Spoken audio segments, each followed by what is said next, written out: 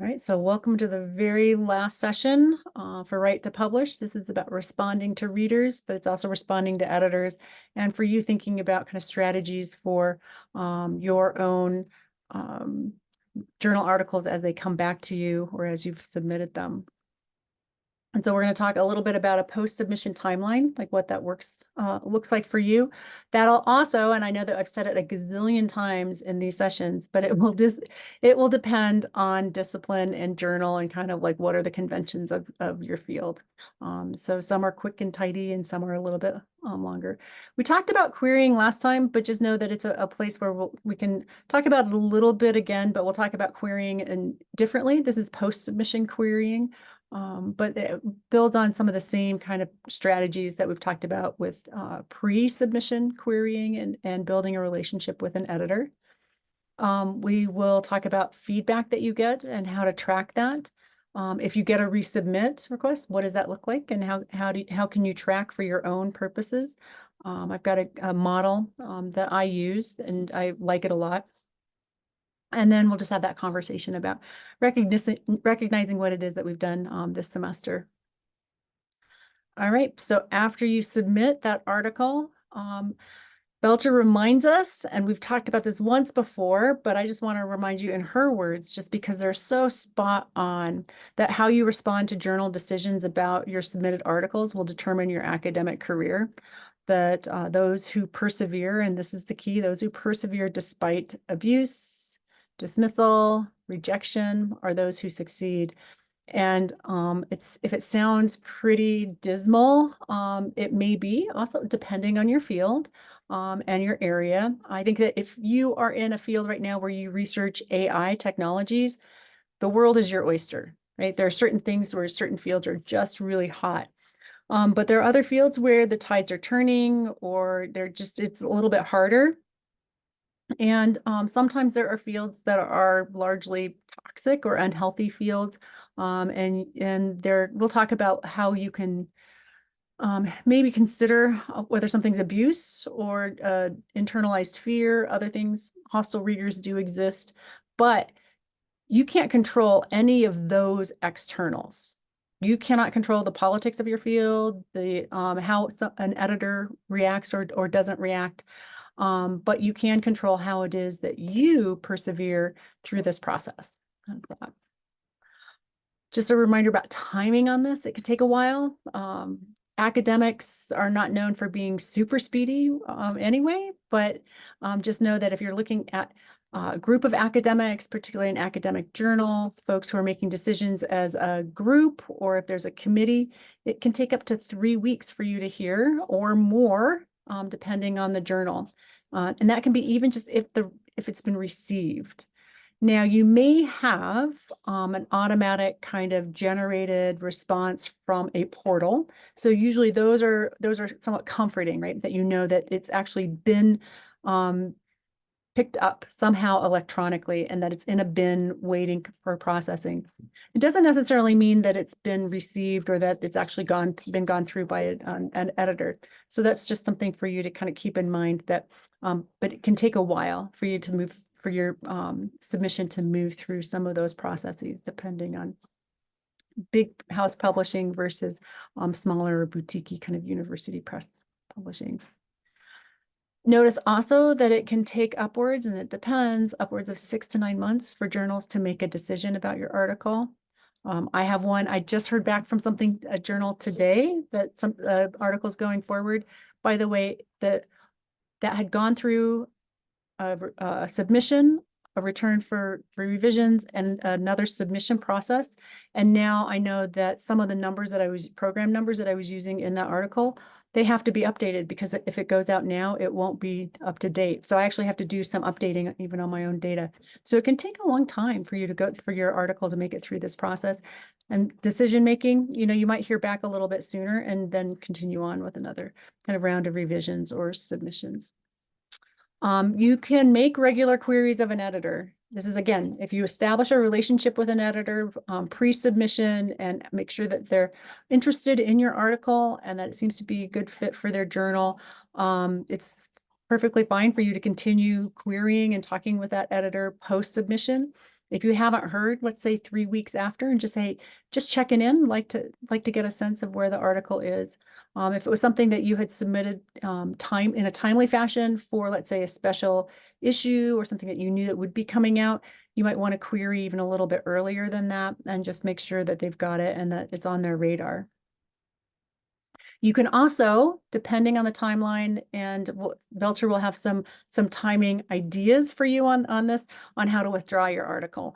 If you have submitted and you either haven't heard, which does happen, by the way, you can set what's your own kind of internal boundaries and borders for when you're going to pull an article.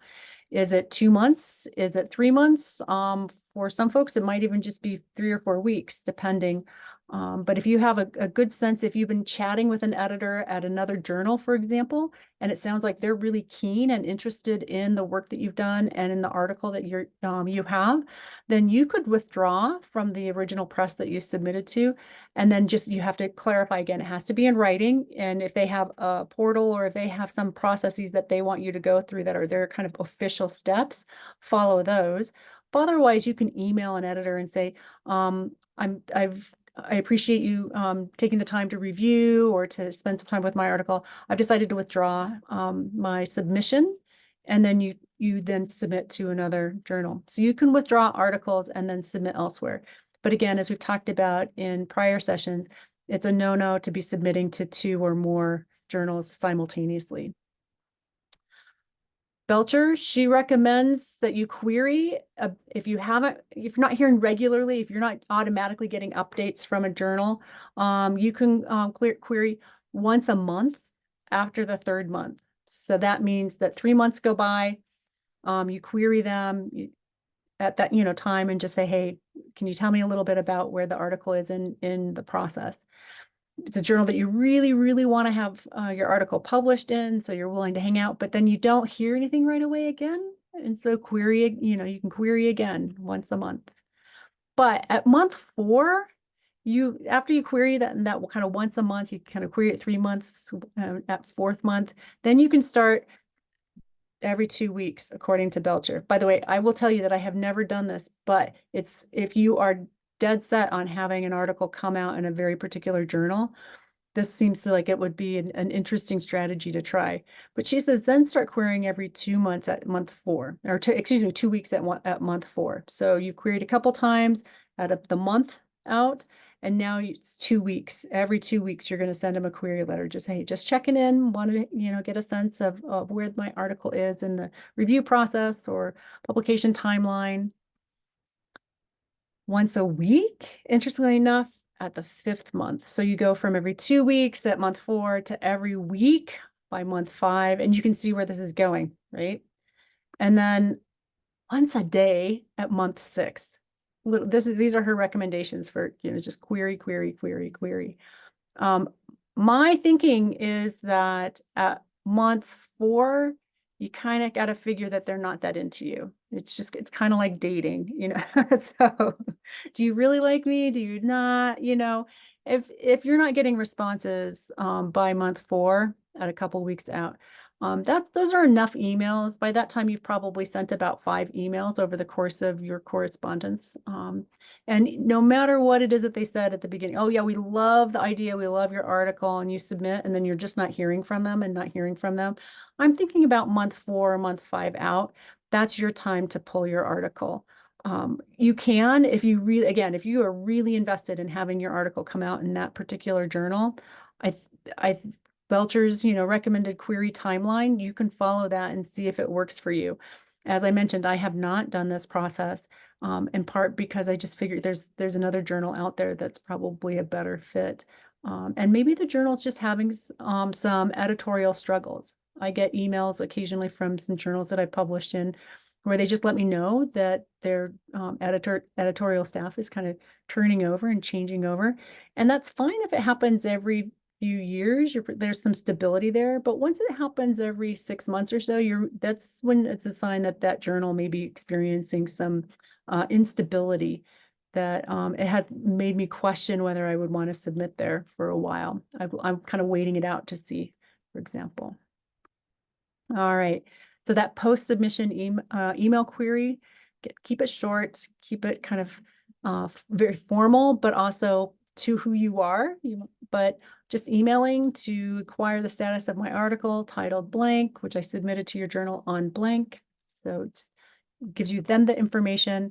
You can take out the word just, I'm emailing, whatever it is that I write, whatever your tone is, and word choice that you prefer.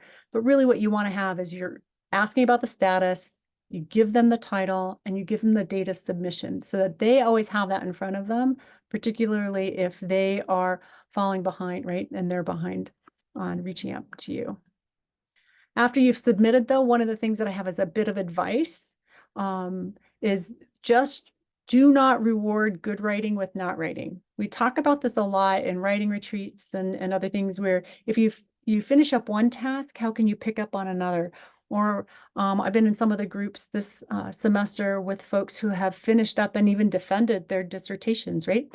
And so keeping it going, how do the defense, it seems like, you're done, right? But it's still the beginning of your academic career or your career in industry or the time when you're publishing. And so you're going to have more work to do.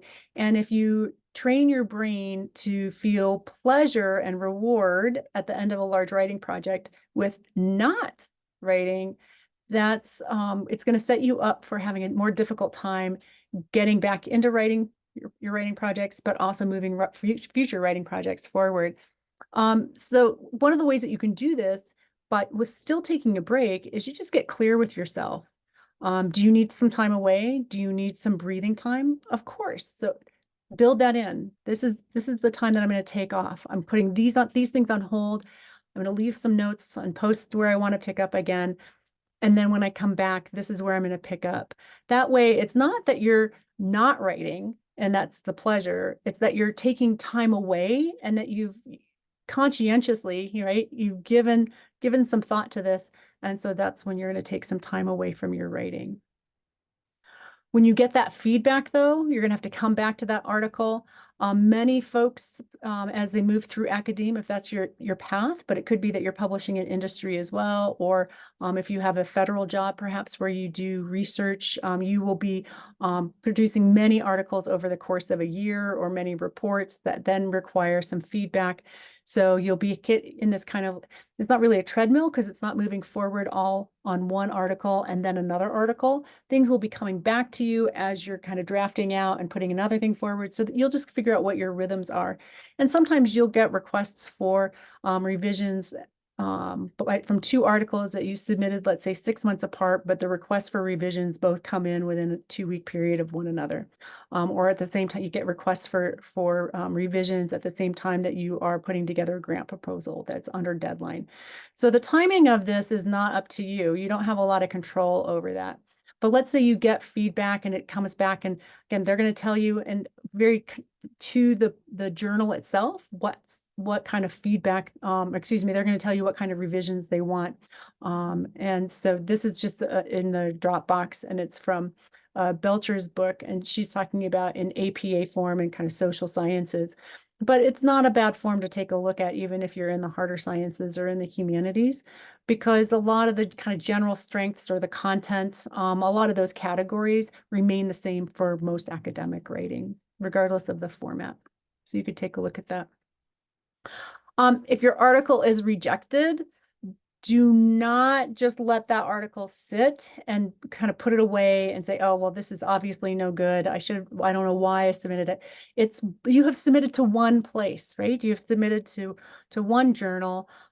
If you've had established a relationship with the journal editor, you might be able to query and just say, hey, can you give me a little bit more information if you need that?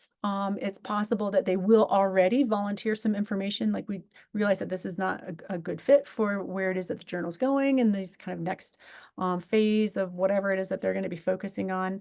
Maybe it's that they just need additional kind of tying to the field. If you think about the reasons why articles are rejected, it's more often than not that something is not clearly explained or connected that has to do with the significance or the import for the field more than anything else. Or it could be that it's not grounded enough yet. I've seen articles rejected because the journal expected more analysis, greater analysis than what was provided.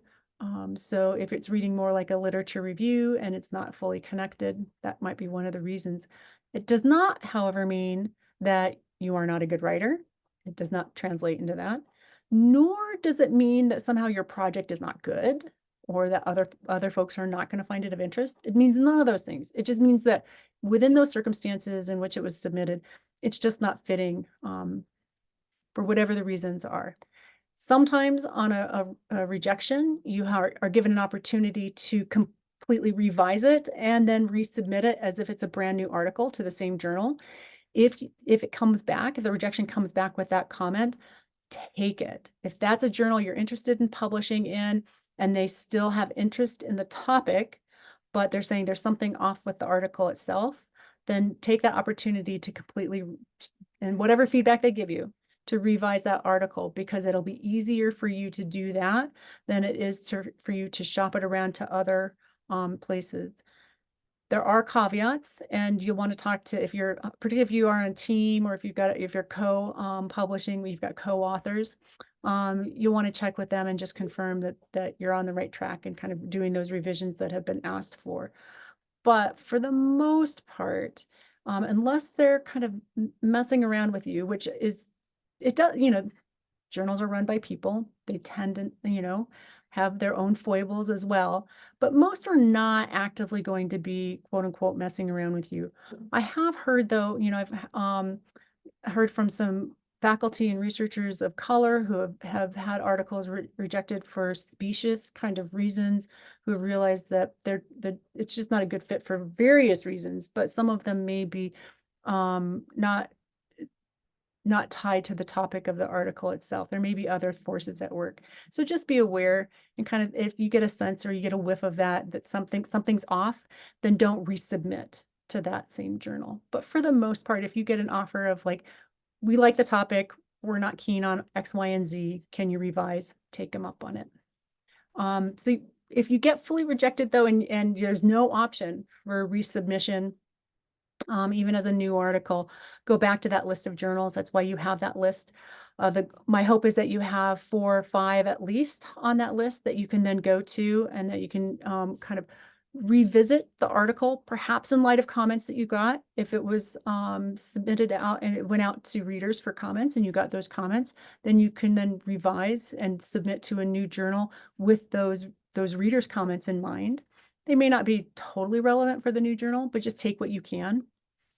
You need to just regroup and kind of consider what is it in the article that is most relevant for readers, and kind of, after it's been gone out of your hands for a while and you haven't been thinking about it for a bit, and now that you've gotten some feedback, it's really helpful to regroup and get a sense of what's in the article that you want to have out there. Definitely, I would revise rather than just automatically resubmitting. However, remember I mentioned the faculty members where I've heard that, sometimes journals are just a little bit persnickety in how it is that they're picking select articles. And if you get a sense that they're just, no matter what you do, they're not going to be really interested in your article, I would recommend that you just pick it up and you can, without revisions, submit it elsewhere and see if you can get it picked up. And the faculty member that I mentioned earlier said that she had an article that had been rejected and it just had that whiff, and she submitted it elsewhere without revisions and it was picked up. So, but revising is always a good idea. If you have a sense of like how it is that you would change it for a different journal, or how it is that you might revise to address some of the reader's questions. That submitting elsewhere is crucial if you, again, don't want to resubmit to the same journal. If you haven't been given that option, if it's just a flat out rejection and you're not given the option to resubmit, doesn't mean that you can't submit to that journal another article. Of course, that's a journal that you want to be publishing in for sure, but it just means that that article is not the same one that you can then submit. So you'll need to submit it elsewhere if it's rejected fully. And then keep track of it, log your status, keep a log somehow. This is the model that comes from Belcher's Writing Your Journal article in 12 weeks. And it has the article title, the journal title, contact name, who it is that, that you've been in contact with and you're querying, when it is that you've queried, did it go out for peer review, and just dates on what's the status and how are you working through the articles itself. And there are articles that go out to 3 or 4, 5+ journals before they get published. It's not ideal, it's not preferred, but just know it does happen. Jolie Jensen, she's one of my favorite academic writing productivity folks. She was at University of Tulsa and was the head of the Henneke faculty writing program there. And she's just so kind. And she has such a great sense and legacy in academe. But she reminds us that the fear of hostile readers is really common. It's one of the ways that we can stall on our projects. So when I mentioned when you get a rejection, don't just get rid of the article or shelve the article. Just sit with it for a moment, acknowledge that that's just not the ideal outcome. That's not what you were hoping for, and then figure out ways that you can move it forward. Oftentimes, if we shelve it or we read the reviewers' comments and they seem harsh, which they can be, and sometimes they can be personal. They can be personal attacks, which is tragic. It's one of the tragedies, actually, of publishing in academia and research, is that the world is pretty small at the area of field experts. And sometimes it's also quite territorial. And sometimes people just don't have really great social skills and being able to give good quality feedback. I think I've mentioned this before, but I have a colleague in one of the ecology fields who says that she submitted to a journal that's slightly outside of her area, but it was totally relevant to the topic. And she got reader feedback that said this was written like, it sounds like it was written by a wildlife biologist, as if somehow it was like this cut or, kind of snarky critique. And her response was, well, I am a wildlife biologist. So yeah, that's how it was written and why it was written. So just know that there are readers who are unkind. Sometimes it can be funny, but sometimes, more often than not, it's not. So here are some of the fears that happen when we submit, or that can really and then can stall us out. She talks about them broadly throughout our academic careers, though. Whatever it is that you're writing, if you're thinking that it has to be the biggest and the best on that topic or in the field, that magnum opus is the kind of biggest and best kind of notion, that can put so much pressure on writers that they tend to stall out. It's too much pressure. You can't sit down at a session and then revise for the best in the field. Imposter syndrome, she does address that as well. Like, who am I? What was I thinking? If that kind of hits at the time that you get feedback from your readers, just acknowledge it, breathe it in, and you're going to know that, yep, I'm experiencing that now. We talk that it's the terminology is often about a syndrome. More and more, though, and Amy Cuddy talks about it as an experience. My hope is that you think about it as all of these are experiences that we move through. They're feelings that we have that we're like, oh my goodness, I must produce the best or in the thing in the field, or oh my goodness, who am I to think that I could possibly? But those are just momentary kind of feelings, and we just acknowledge them. The same thing then with the cleared deck fantasy, that I need to get all of these other things taken care of before I can return to this. In this case, it would be return to revisions. I got to get everything else taken care of, and then I can get to it, which may be a continual stalling pattern.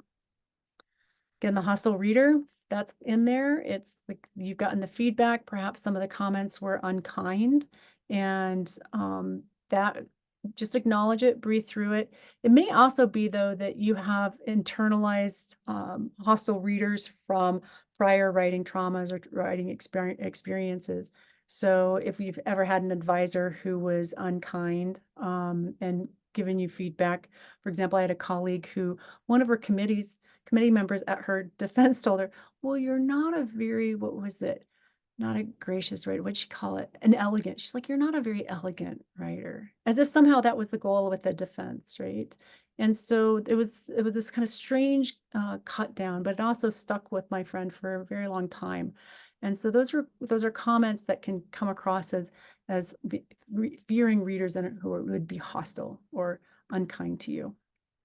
Scholarly comparisons, right? You against whoever else it could be, like, well, I'm just not as good as. Perhaps you have a colleague who just had an article accepted and yours is rejected or yours is sent back for revisions. And you're like, well, and it doesn't do you any good to be doing those comparisons because you can't help either one of those circumstances. You can just work through them. And so the scholarly comparison is probably not very helpful. But if you find yourself doing it, just acknowledge it and just kind of breathe through it and keep moving forward then doing your work. Then this would be less for revisions and more for drafting, but it can happen is that sentence has to be perfect before you can move forward. If you're finding that you are continually revising your documents, I'll give you a chart and a table that you can look through in order to track reviewers' comments. But my recommendation is just keep it super tidy to what it is that they're asking for. One more source, I think we've talked about this before, and definitely in retreats, and I think in Right to Publish, about whether we need to have one more source. Yeah, but ideally not from. So I like the comment about not from AI. So all of those, by the way, Jensen talks about as these kind of mythic demons or daemons. They're divinities, they're supernatural beings of a nature that is between God and human. These are super powerful creatures of largely our imagination, right? The gods of the publishing world, perhaps, is one of the ways we might think about it. Somebody who is external to us, but who has power over us, it seems. But actually it's an evil spirit or a tormentor. I like the idea of a tormentor as well. We think of them largely as kind of these devils of the kind of emotion or the psyche that come and kind of scare us in the middle of the night. They wake us up right with our dreams. This is a representation from, I believe, the 19th century, but it could be actually 18th century. And I want to say it's Husserl's with the demon, and I'm trying to remember the name of it. So sorry. But it's this little demon sitting on a body, kind of taking the breath right away. And you can just think about how we get tormented all these ways with our thoughts about what it is that we've written, how it is that we're writing, and what it is that we're going to be able to submit. Jelly recommends that you just invite them in for tea. So when I said take a breath, acknowledge them, take a breath, she literally has a tea ritual that she does before she starts writing. It's her ritual to get into her writing practice every morning, right? This is what she does.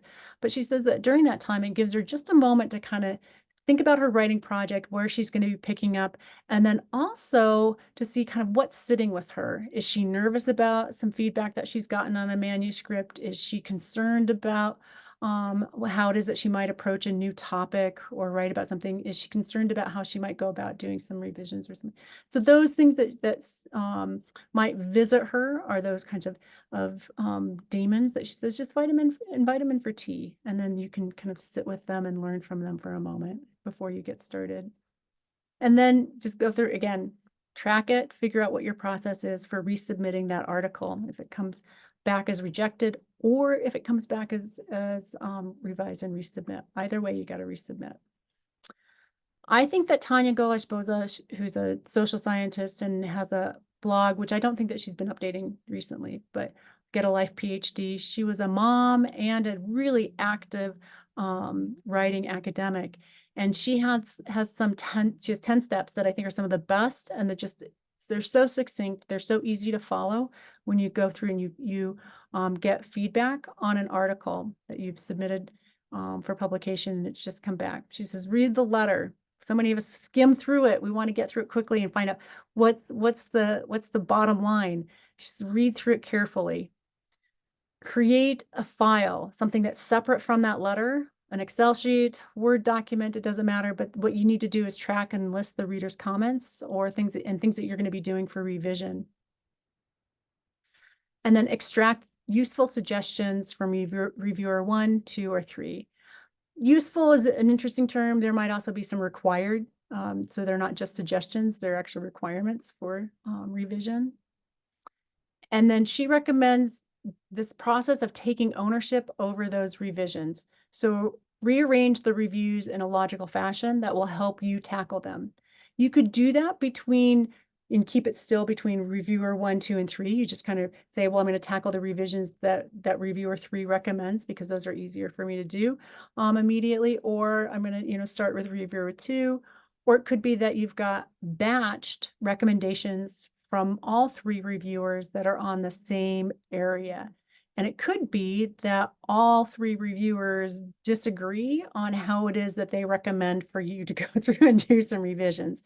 At which point in time, it's important for you to see that laid out. So maybe you want to put all of those in the same kind of area of your spreadsheet, right? So one right after the other so that you can see which which reviewer seems to make the most sense, or which one are you going to follow.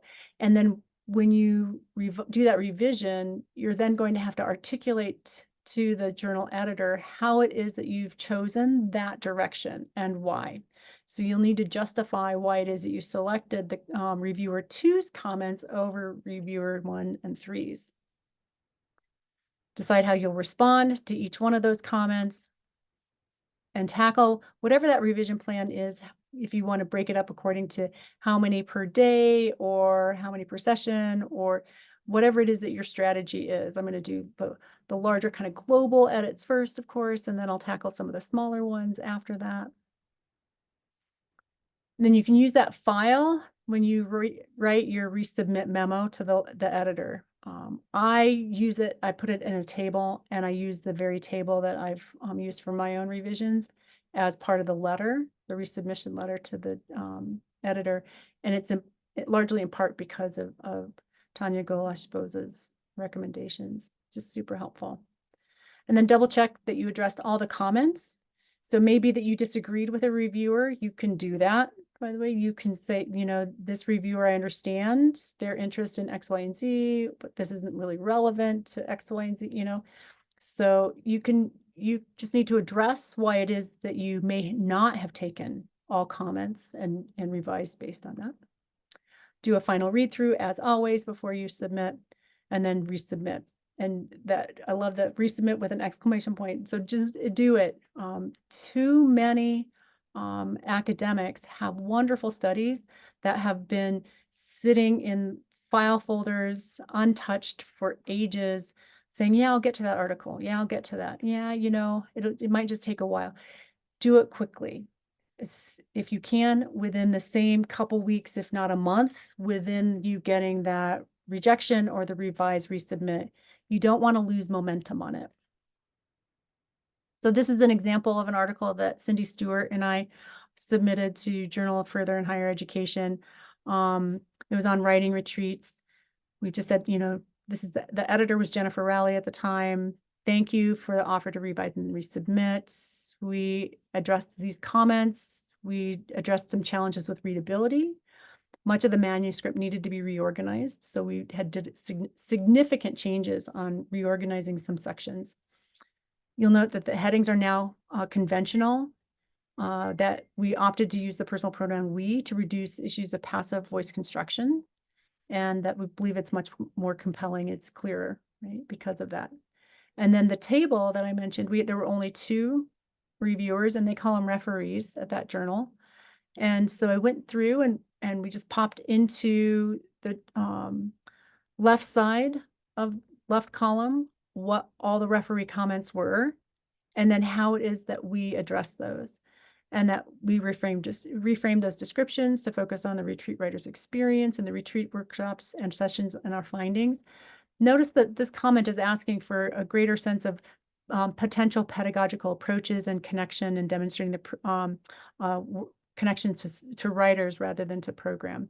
And so we just said, and it didn't take much, it just took a sentence for us to say, this is what we did. The revisions were extensive based on that. However, the sentence and what we describe for them is pretty clear in just one single sentence on what it is that we did to address those challenges. Notice also here that we have at some point just some comments on things that they wanted changed. This was like with the acronym R1 was never defined. Something was not capitalized. There were lots of things also that had to do with, it was a British journal, and so between American spelling and British spelling, which we thought we had taken care of with spell check, but had not. Referee 2 had different types of questions, but also note that we just put in, kind of what it is that they were asking for in the left-hand column.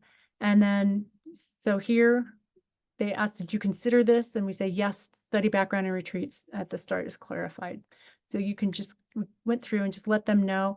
And less here is probably more when you're giving a description of how it is that you address the reader's comments, in part because you want the journal editor to spend their time focusing on the article as it's been revised, not on your comments about the revisions, if that makes any sense. They just want to know that you've made them or that you've heard what the reader was asking for. And we talked a fair amount in the session with Kalita Thomas from the libraries about publishing agreements or licensing kind of processes, and talking about open access licensing, the importance of you getting an ORCID ID, for example. But just know that at some point when your article is accepted, you're going to be signing a publishing agreement, and that you're going to have to go through a licensing process. And Elsevier, as a large publishing house, has some really good resources on explaining what that process is like. But notice here, authors sign a publishing agreement where they will retain the copyright but grant publishing rights to the publisher. I just love that. It's so clear and laid out. Kalita was talking about how it's tricky if you find a press that is asking for the copyright on your article. Do not give that to them. You retain your copyright, right? And then they tell you, that you can use and share the article as defined in the user agreement, which means that you can either share it out openly if it's open access. Maybe there's some other kind of qualifications for it. That there's applicable licenses that'll go with this user agreement, and that the publisher makes the article available online with the author's user license. And so you'll have either behind a paywall where it could be that folks who want to read your article will have to go through a database or pay to be able to access the article, or it could be open access on their website. Just depends on, kind of what it is that you have agreed to.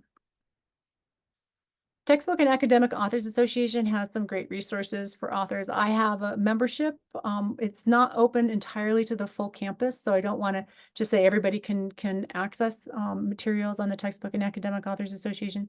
However, if there's something there that if you look through the website and there's something that strikes your fancy and you're like, oh, this would be great, please reach out to me. And I have access to a lot of their kind of guides and workbooks, and for free. Just please reach out. I'm happy to share those with you. And if we need to pay for something on the licensing on the back end through CSU rates, we'll do that. And now I want to talk about in kind of like the bright, shiny future that is your publishing career and your submission processes. And this image of a lamp store with all the bright colors and the differences of how the lamps have this light. And I really think that this is kind of representative of how it is that we all write in very different ways for different purposes, for different journals. But together, it kind of creates this luminous, kind of amazing set of articles and writing that's out there through CSU. So I'm going to open it up for us to have a little bit of a conversation at the end of the semester about the publishing process, for sure, anything that has cropped up that you want to have a conversation about, but then also anything that you want to have bring forward as something you want to share for an accomplishment for this semester. It can be writing for publication or just writing in general. As a reminder, this is the last thing that you need to do for your W2P, right, to publish certificate, and just a plan to submit for publication. And it could be that you plan to submit in 2 years. That's great too. Estimated project timeline. So what is it that you're thinking? This is low stakes. Just know that, again, while there's recommended due dates, and I'll be checking and providing comment and identifying who's completed the certificate by mid-May, then if you submit after that, you just have to email me. Just let me know that you're continuing to work on it and you're continuing to work through the certificate process. And I'm happy to let that extend as well. It's a non-credit course, and I just want you to keep moving it forward. All right, so let's open it up for some conversation and recognition of writing accomplished. I'm going to stop sharing the screen and stop recording, and we'll just open it up.